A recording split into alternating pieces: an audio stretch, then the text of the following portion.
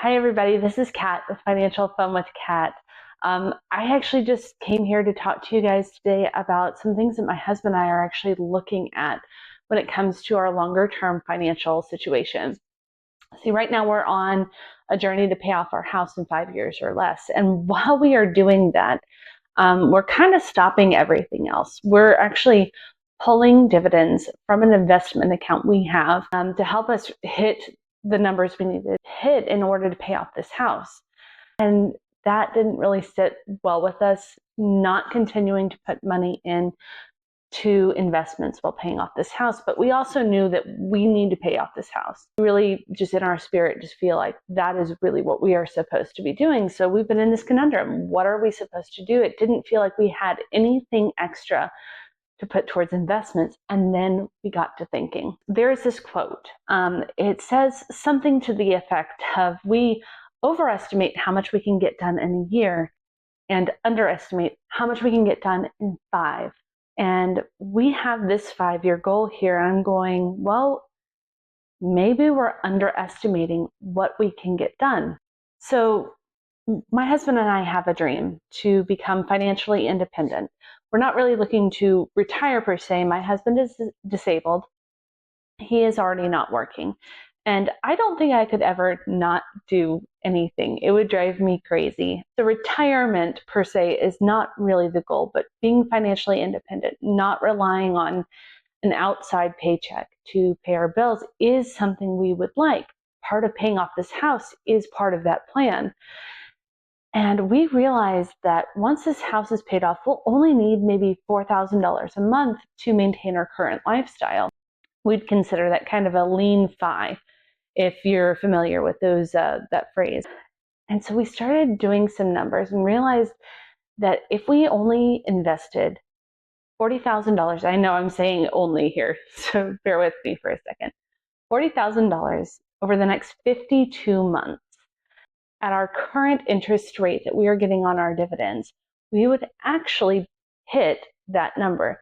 Pending the market, pending what that does, obviously we have no control over certain things, but $40,000. And I broke that down by the 52 months that we technically have left to pay on this house at our current rate. And it was only $770. Now that's a lot of money, and it's not at the same time. You see, over the next 4 months or so, it's going to be almost impossible for us to hit that number. I've got some money coming in some various ways, but it's probably not going to be enough extra to hit that number. But in October or so, we will hit the point where our VA loan will be able to be refinanced. We currently have a 6.75% interest rate on this house, and that's really high, really high. Right now, we could go and get the same loan for about 5.75, so a full percent lower, which would lower our monthly mortgage drastically. We also realized in January we will be able to get our homeowner's exemption back. We couldn't get it this year, nuances and all that. That's okay. January, so our escrow should drop by another $200. Also in January, we are expecting a small raise in our month-to-month income. And I started totaling all that up, and it comes out to about $750. That's far more doable. And it's like my mind was blown open. We actually might be able to pay off our house and hit lean fi at the same time. Now, I'm not in control. God's in control. That's entirely up to him. I'm going to work like it depends on me and ask for God's blessing. But just the fact that we could even have that as a possibility was really exciting.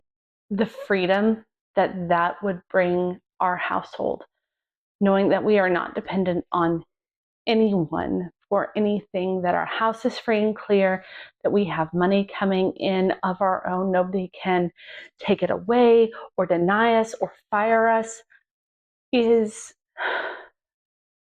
it's hard to explain. I think about that and I get so excited. So I might be adding that to our plate at the very least over the next few months while we're leading up to hopefully being able to refinance, pending interest rates and all of that. We may be reinvesting some money that I have coming in from various earnings that I'm doing so that we can hit that goal. It probably won't be that much per month, but that's okay. Even if we don't hit it, we're going to be making progress and we're going to get to it that much sooner. So I want to encourage anybody who's listening, sometimes impossible things actually aren't impossible. We tell ourselves no far more often than we should. We should ask how. We should step back and look.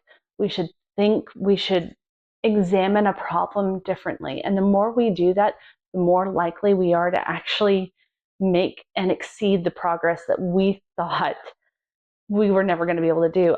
We thought we would never be able to pay off this house in 5 years, and now it feels like it could definitely happen. I didn't think that we'd be able to invest on top of that. And now it actually kind of feels like it might be possible because I looked at the problem differently.